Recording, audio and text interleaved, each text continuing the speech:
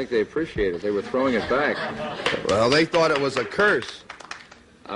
Would you like me to show them how the sign of the curse works? Sign of the curse? Completely different. How does it go? No, not at you people out there in the audience, but this is the difference. Aim it toward Red China, would you? This is the sign of the horn. A curse sign, the two fingers extended. This way, spread apart for sort of shotgun blast, you know. I always all over. figured if I ever met the devil, it'd have dirty fingernails. Go on. No, they're not. Yes, they are. Where? Dirty fingernails. Well, that's because I've been fooling around with your equipment. Never mind. Don't blame it on the studio. Go on with it. All right. So that's the sign of the horn, and then what happens? Is that it? Well, there are other ones, too. Yeah, what are the other ones? The other ones, one of them's the pox sign. That's 3 fingers extended. A pox on you? A pox on you. During the Middle Ages, this was... Yeah. Oh, yeah.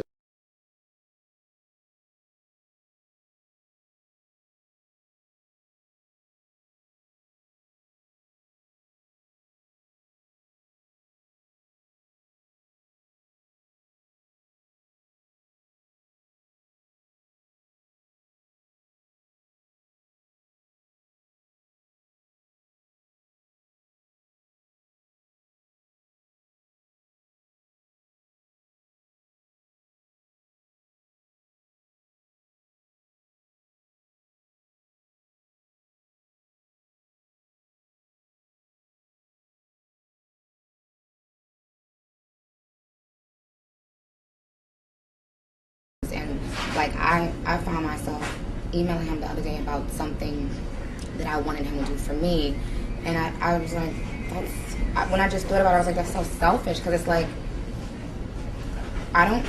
what is the mind frame of somebody that's about to go to jail for months and that has never...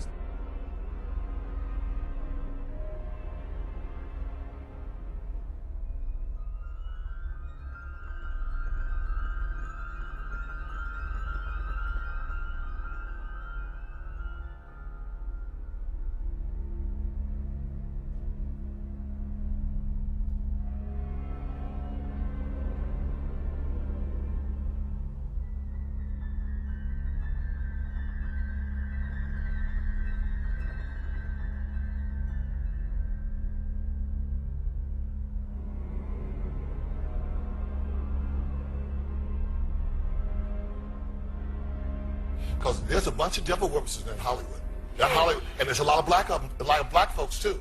And they be throwing up them signs. You see them, this, that, all of them. Watch the rappers, watch them folks. It's scary. It's very scary. That devil is real. Well, what is this? Oh, the devil in this mess, yeah. Because I closed this up. I thought this was rock on. Be careful. No, the goat, be careful. I get possessed by the spirits. I mean, I can try, but then it just doesn't happen. I can sing notes and sing strong and do all these things that when I'm just by myself, I can't do.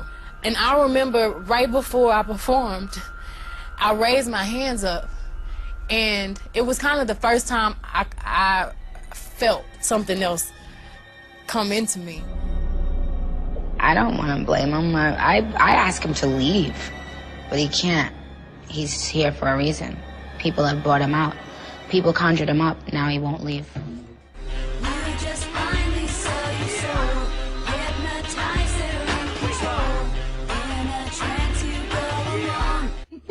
Why is your hand over your eyes? Because I'm a devil worshiper. We're talking about. It's a little bit off subject, but the same kind of principle.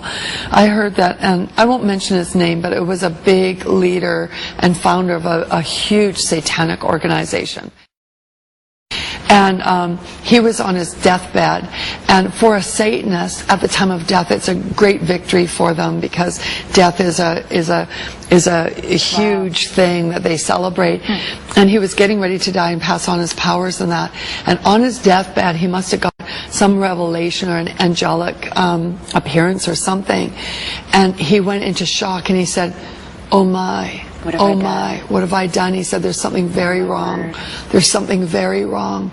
There's something very wrong." Wow. And his whole life had been spent propagating these satanic beliefs, getting everyone to believe, establishing official organizations for Satanism.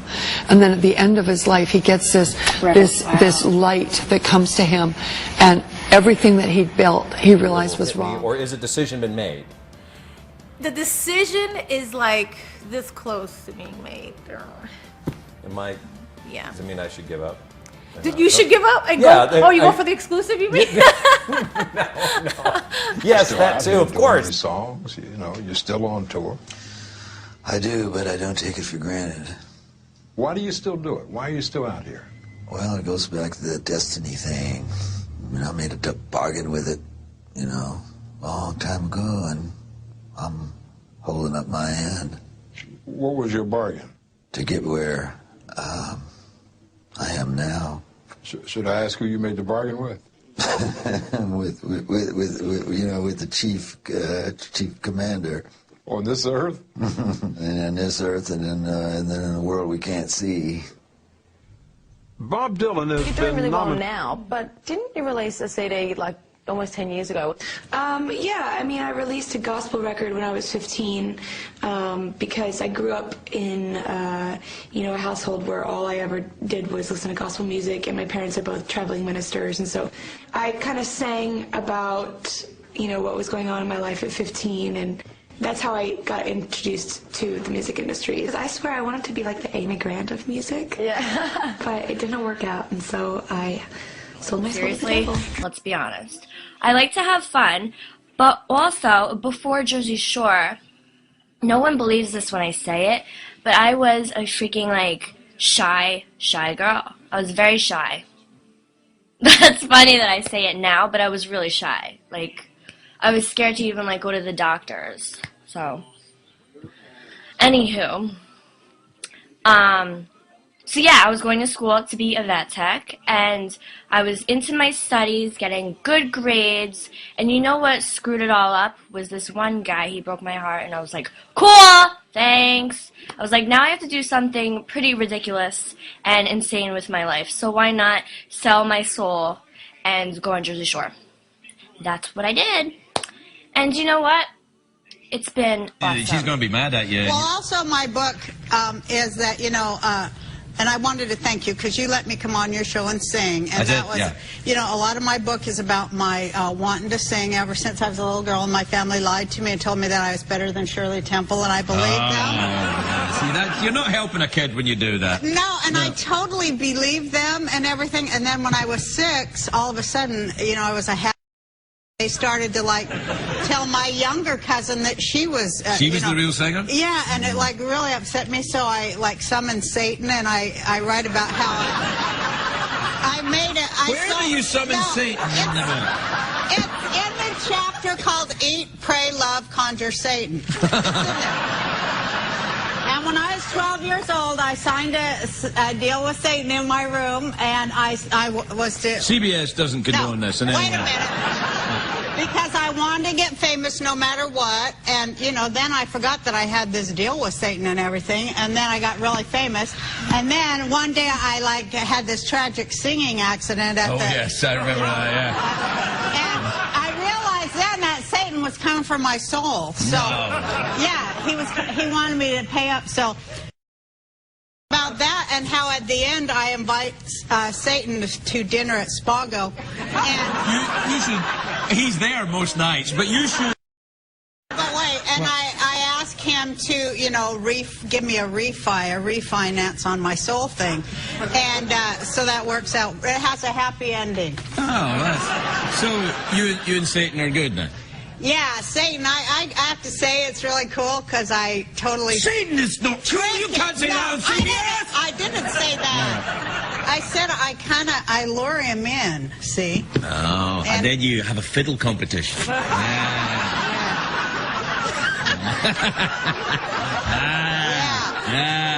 the way to do it, yeah. Do you play the fiddle? No. Any musical instrument? Well, I have taken musical... lessons in my life, but I don't really play. I forgot it. I don't know. I took the piano for a while. What a weird question.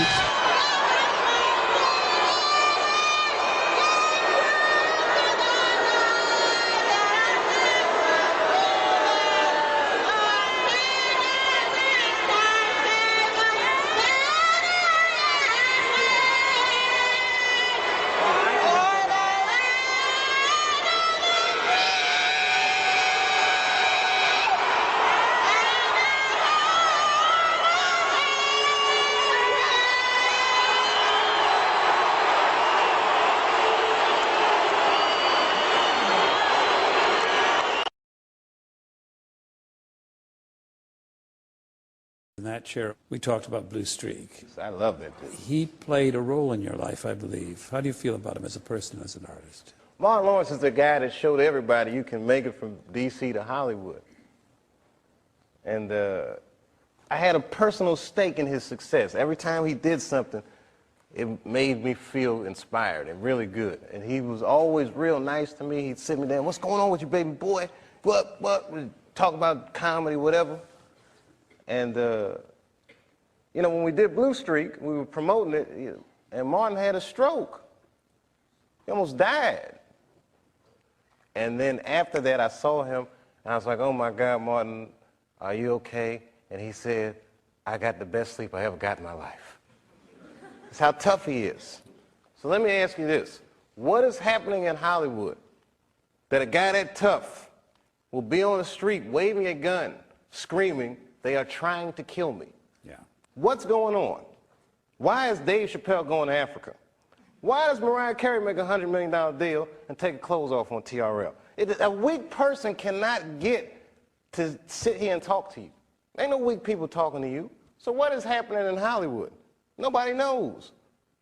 The worst thing to call somebody is crazy, is dismissive. I don't understand this person, so they're crazy. That's bullshit. These people are not crazy. They're strong people. Maybe the environment is a little sick.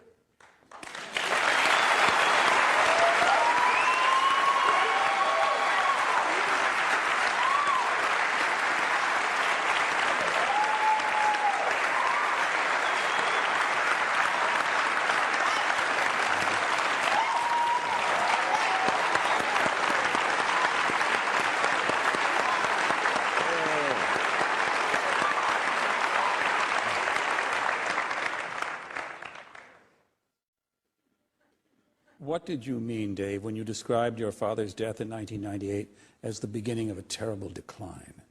I was 23 when I was doing Half Baked. I was getting ready to turn 24. And I was going through all the things that a dude goes through when it goes from one level to the next. I was starring in a movie that I wrote. So things start getting crazy around you. Yeah. And my 24th birthday was coming on August the 24th, and I said, this is going to be a big one. And the morning that I turned 24, phone rang, and my sister was like, Dad had a stroke. For the next year, I watched my father teeter on life and death. And it was just all this stuff, man. Like Dad was dying, the Half-Baked didn't come out the way I wanted it to come out. I was real upset about that. Because it was a real cool script, and then I saw it, I was like, hey, man, you made a weed movie for kids. And it wasn't for kids, the script, you know. It was all these things, so much pressure. Africa.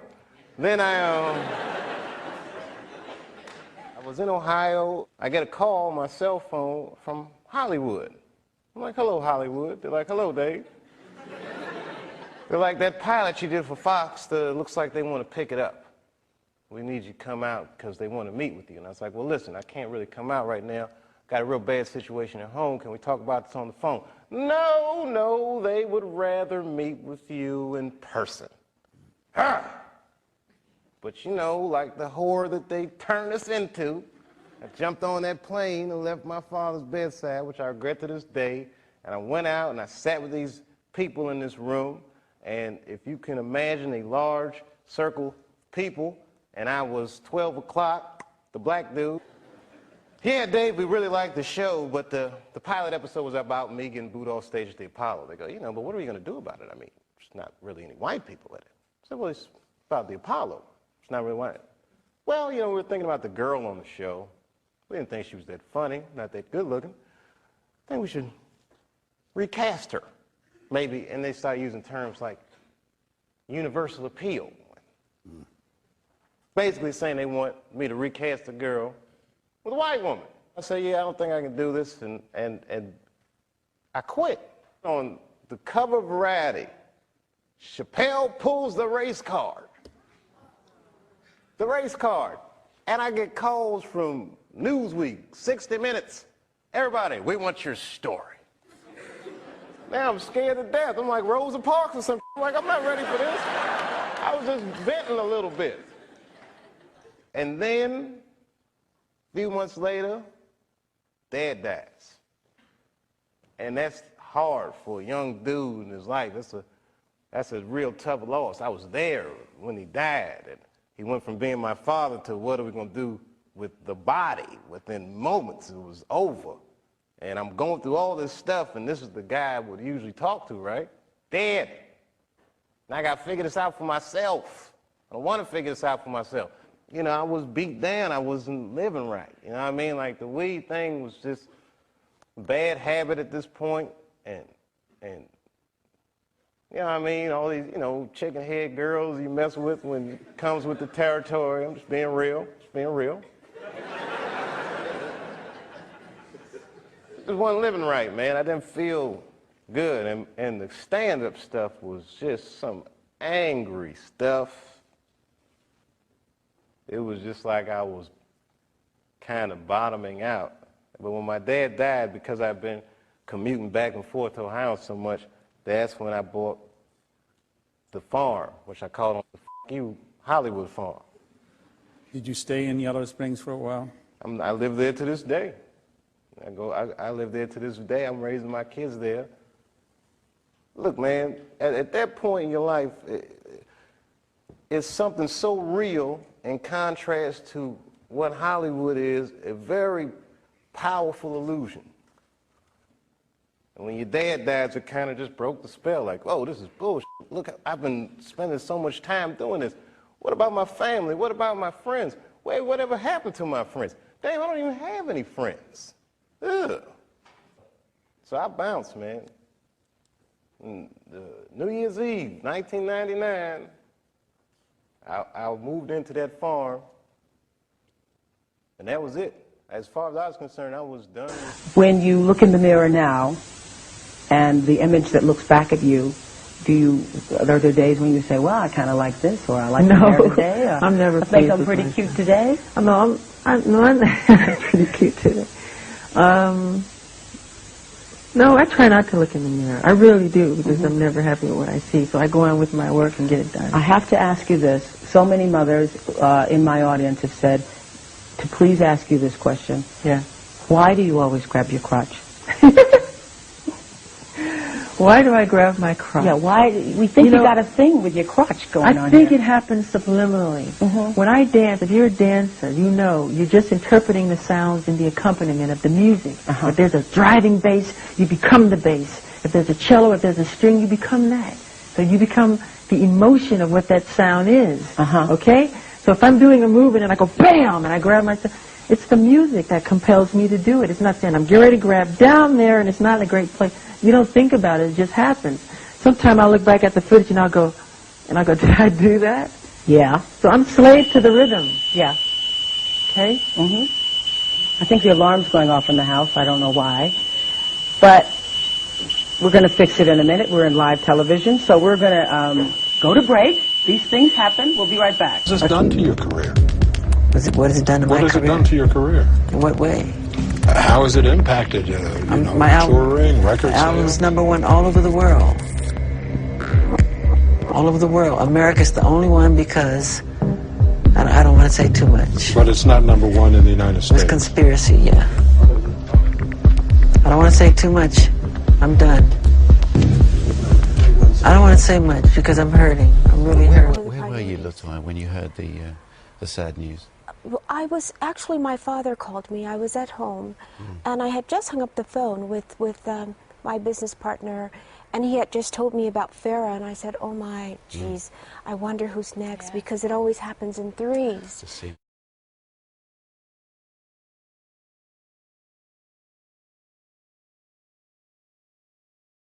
People controlled him. They controlled him. They did what they wanted, and it was very difficult for him to say no, no, no. You must have seen this happening. Was there anything that you could do or say to Michael to change that situation? It's very, very difficult because in situations such as that one, we've tried so many times to intervene. And it's not always that easy because they keep everybody at bay. They keep everyone away, actually. Everyone. How did they do that? By controlling. And I know because I have been in a controlling and abusive relationship, but by controlling him, controlling his thoughts, control what he does, not letting giving orders, not letting anyone through the gates, not letting anyone near security, things of that nature. And this way they have him and they control whatever he does. The phones, no phones in the house. You suspect foul play. Do you think, Michael, do you think it's murder? Absolutely. Absolutely. I said it in the beginning and I believe it to this day. You must remember, Michael told me repeatedly that they were going to kill him, that he was going to die. And who did it? He made and created so much joy for the world. And the system, meaning the record companies, totally took advantage of it. But this is very important, what we're fighting for. Because I'm tired, I'm really, really tired of the manipulation. I'm tired of how the press is manipulating everything that's been happening in this situation. They do not tell the truth, they're liars.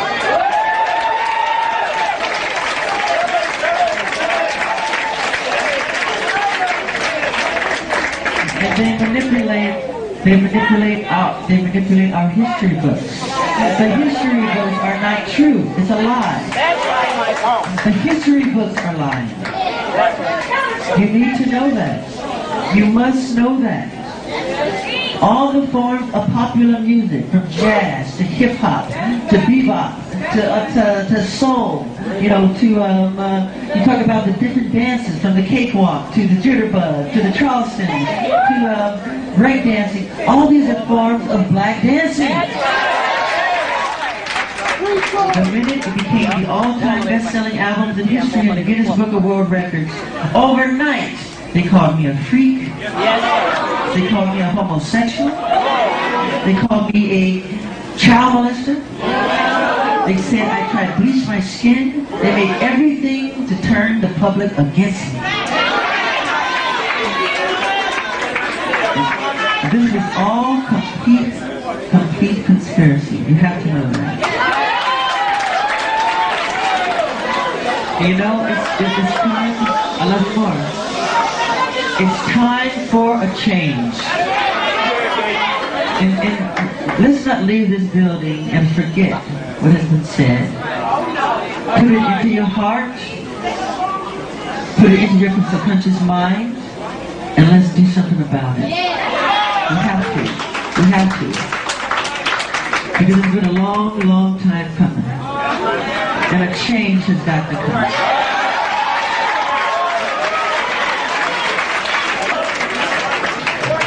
So let's hold our torches high and get the respect that we deserve. I love you.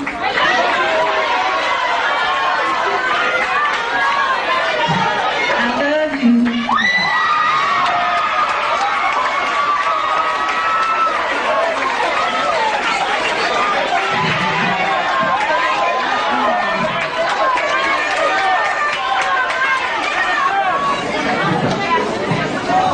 Don't put this in your heart today and forget it tomorrow. But we would have not accomplished our purpose. We will have not accomplished our purpose if that happens. This has got to stop. Thank you for, giving me the opportunity to be heard, in a positive light. Yeah. Or just in a fair light. And if I inadvertently talk about your situation, I got you. You let me know. I got you.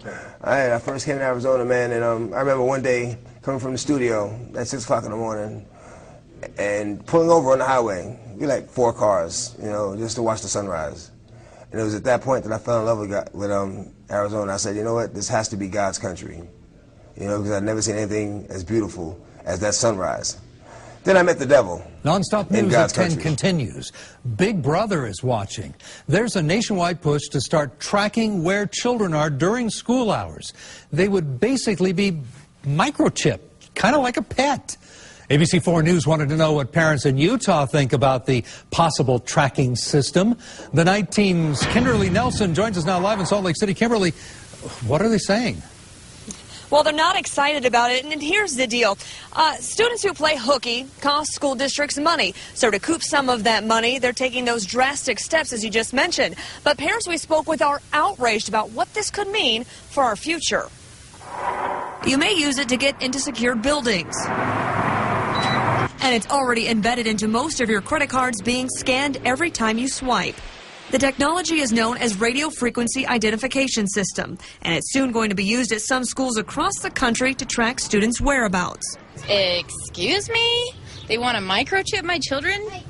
Like I do with my dog and my cat? We have before us the opportunity to forge for ourselves and for future generations a new world order, a world where the rule of law, not the law of the jungle, governs the conduct of nations.